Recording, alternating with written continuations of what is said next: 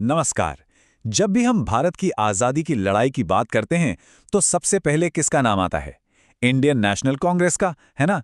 लेकिन क्या कांग्रेस ही इस कहानी की शुरुआत थी या फिर ये तो एक बहुत लंबे सफर का नतीजा थी? आज हम उन्हीं संगठनों की कहानी जानेंगे जो कांग्रेस से भी पहले आए और जिन्होंने उसके लिए जमीन तैयार की। तो आज का हमारा सबसे बड़ा सवाल यही है, क्या इंडियन नेशनल कांग्रेस वाकई भारत का पहला पॉलिटिकल ऑर्गेनाइजेशन था? हाँ, इसका जवाब शायद आपको थोड़ा चौंका दे। ये कहानी की शुरुआत बिल्कुल नहीं थी, बल्कि एक लंबे सफर का एक बहुत जरूरी पड़ाव था। तो इस सफर पर हम सबसे पहले देखेंगे कि लोगों में ये पॉलिटिकल चेतना जागी कैसे। फिर हम बंगाल, बॉम्बे और मद्रास की गलियों में चलेंगे जहां पहली चिंगारियां उठी थीं।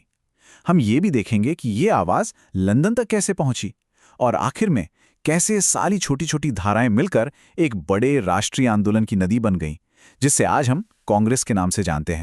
तो कहानी शुरू होती है 19वीं सदी के भारत से।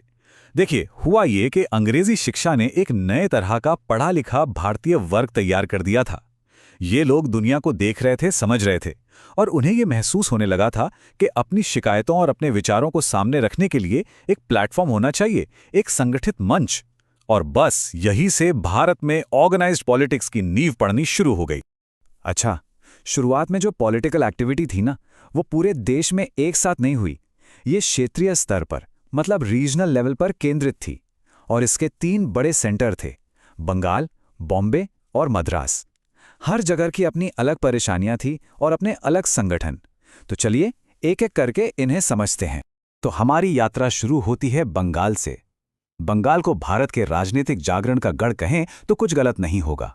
सच में यहीं पर पहली बार संगठित तरीके से ब्रिटिश नीतियों को चुनौती देने की कोशिश हुई और भारत के कुछ सबसे असरदार शुरुआती पॉलिटिकल एसोसिएशंस ने जन्म लिया।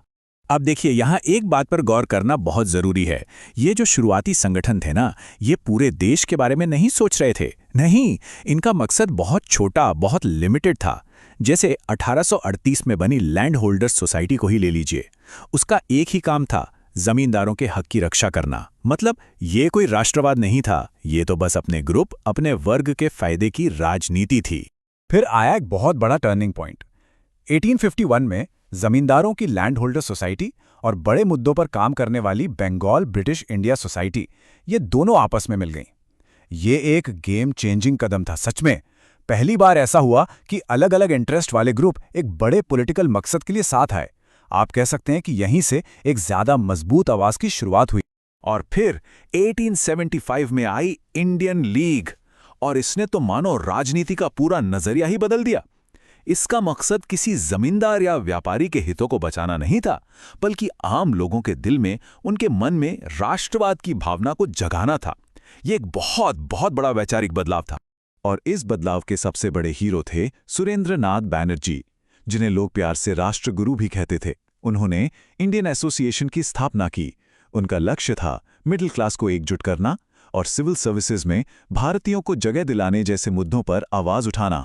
सोचिए, उस दौर में किसी भारतीय के लिए सिविल सर्विस में जाना लगभग नामुमकिन था, और बैनर्जी इसे एक बड़े अन्याय की तरह पेश कर रहे थे। वो ऐसे लीडर थे जिन्होंने पॉलिटिक्स को कुछ गिने चुने लोगों के दायरे से बाहर निकाला। तो बंगाल में ये सब तो चल ही रहा था, लेकिन ये आग सिर्फ एक जगह तक सीमित नहीं थी। नहीं, हजारों किलोमीटर दूर भारत के पश्चिमी तट पर बॉम्बे में भी पॉलिटिकल चेतना की एक अपनी ही लहर उठ रही थी। बॉम्बे का माहौल बंगाल से जरा अलग था, क्योंकि ये एक बड़ा बिजनेस सेंटर था। यहाँ 1852 में बॉम्बे एसोसिएशन बना, लेकिन असली गेम चेंजर थी 1870 की पूना सार्वजनिक सभा। इसका मकसद सिर्फ सरकार को अर्जी देना नहीं था, बल्कि सरकार और जनता के बीच एक पुल की तरह काम करना था। इसने 1875 के दक्कन दंगों की जांच की मांग भी की, जिससे पता चलता है कि अब ये संगठन जमीनी मुद्दों पर भी एक्टिव हो रहे थे। तो पूर्व और पश्चिम की बात हो गई। अब कहानी का रुख करते हैं दक्षिण की तरफ। मद्रास प्रेसिडेंसी में भी राजनीतिक जागृति की अपनी एक अलग ही कहानी लिखी जा रही थी।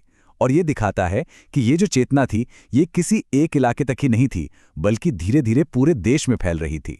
यहाँ की राजनीति में जो बदलाव आया वो बहुत दिलचस्प है। सोच कर देखिए, 1852 में एक संगठन बना, मद्रास नेटिव एसोसिएशन, जिसने 1857 के विद्रोह की निंदा की थी। वो खुद को ब्रिटिश राज का वफादार समझते थे, लेकिन सिर्फ 30 साल बाद 1884 में मद्रास महाजनसभा बनी, जो बड़े बड़े सम्मेलन कर रही थी। ये दिखाता है कि सिर्फ 3 दशकों में सोच कहां से कहां पहुंच गई थी, वफादारी से अधिकारों की मांग तक का सफर। तो भारत में तो ये रीजनल संगठन बनी रहे थे, लेकिन कुछ दूर की सोचने वाले नेताओं ने ये समझ लिया था कि असली लड़ाई तो साम्राज्य के दिल में यानी लंदन में लड़नी पड़ेगी। तो उन्होंने एक नई स्ट्रैटेजी अपनाई, सीधे लंदन में संगठन बनाने की, ताकि ब्रिटिश पॉलिसी पर सीधा असर डाला जा सके। और इस मुहिम की कमान संभाली grand old man of India दादा भाई नौरोजी ने। उनकी स्ट्रैटेजी बिल्कुल साफ थी, अगर बदलाव लाना है तो वहीं चोट करो जहां से सत्ता चलती है। इसीलिए उन्होंने 1866 में लंदन में ईस्ट इंडिया एसोसिएशन की स्थापना की, ताकि भारत के मुद्दे सीधे ब्रिटिश लोगों और उनकी पार्लियामेंट के सामने रखे जा सके। तो अब तस्वीर धीरे धीरे साफ हो रही है ना? बंगाल, बॉम्बे, मद्रास, यहां तक कि लंदन में भी हर जगह छोटी छोटी चिंगारियां सुलग रही थीं, लेकिन ये सब अलग अलग थीं, बिखरी हुई थीं। अब जरूरत थी इन सभी चिंगारियों को एक साथ लाकर एक बड़ी ज्वाला बनाने की, एक ऐसे ऑल इंडिया संगठन की जो पूरे देश की एक आवाज बन सके। आप इसे ऐसे समझ सकते हैं कि ये सभी रीजनल संगठन छोटी छोटी धाराओं की तरह थे, जो अपने अपने इलाकों में बह रही थीं, लेकिन एक बड़ा असर डालने के लिए इन सभी धाराओं को मिलकर एक विशाल नदी बनना था, और वो नदी सिर्फ एक नेशनल लेवल का संगठन ही बन सकता था। और इसी जरूरत का नतीजा था कि लगभग 50 सालों के राजनैतिक प्रयोगों और संघर्षों के बाद साल 1885 में भारतीय राष्ट्रीय कांग्रेस का जन्म हुआ। ये कोई अचानक हुई घटना नहीं थी, बल्कि दशकों की तैयारी का एक स्वाभाविक परिणाम थी। ये तस्वीर उसी ऐतिहासिक पल की है। दिसंबर 1885, बॉम्बे। भारत के अलग अलग कोनों से आए नेता एक साथ बैठकर एक नेशनल ऑर्गेनाइजेशन की नींव रख रहे थे।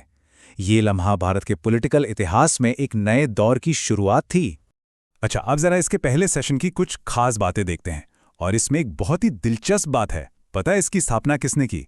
एक retired British officer A.O. Hume ने। हाँ, और इस बात पर आज तक बहस होती है कि क्यों। इसका पहला नाम इंडियन नेशनल यूनियन था, पर दादा भाई नौरोजी ने सलाह दी और नाम बदलकर इंडियन नेशनल कांग्रेस कर दिया गया। इसके पहले अध्यक्ष थे व्योमेश चंद्र बनर्जी, और पूरे भारत से 72 लोग 72 मेंबर्स इसमें शामिल हुए थे। शुरुआत में कांग्रेस की जो मांगे थी वो बहुत ही नर्म थीं। वो कोई क्रांति नहीं चाहते थे, बल्कि ब्रिटिश सिस्टम के अंदर रहकर ही सुधार चाहते थे, जैसे कि एडमिनिस्ट्रेशन में ज़्यादा भारतीय हों, बजट पर चर्चा करने का अधिकार मिले, और सिविल सर्विस की परीक्षा में भारतीयों को बेहतर मौके मिले। इन मांगों से पता चलता है कि कांग्रेस का शुरुआती मकसद सुधार लाना था, आज़ादी नहीं। ये टाइमलाइन पूरी कहानी को एक नज़र में बयां करती है। 1836 से लेकर 1885 तक करीब 50 सालों का ये लंबा सफ़र साफ साफ दिखाता है कि कांग्रेस कोई अचानक से बनी हुई चीज़ नहीं थी। ये दशकों की मेहनत, छोटे बड़े प्रयोगों और राजनीतिक विकास का एक नेचुरल रिजल्ट थी। तो आज हमने जो समझा उसका निचोड़ यही है कि इंडियन नेशनल कांग्रेस कहानी की शुरुआत नहीं, बल्कि एक बहुत ही शक्तिशाली नए चैप्टर की शुरुआत थी। इसने उन सभी छोटी छोटी धाराओं को एक विशाल नदी में बदल दिया। लेकिन ये नदी आगे कहाँ गई? इसने आज़ादी की लड़ाई को कैसे शक्ल दी? खैर, ये एक अलग कहानी है जिसे शायद हम किसी और दिन जानेंगे।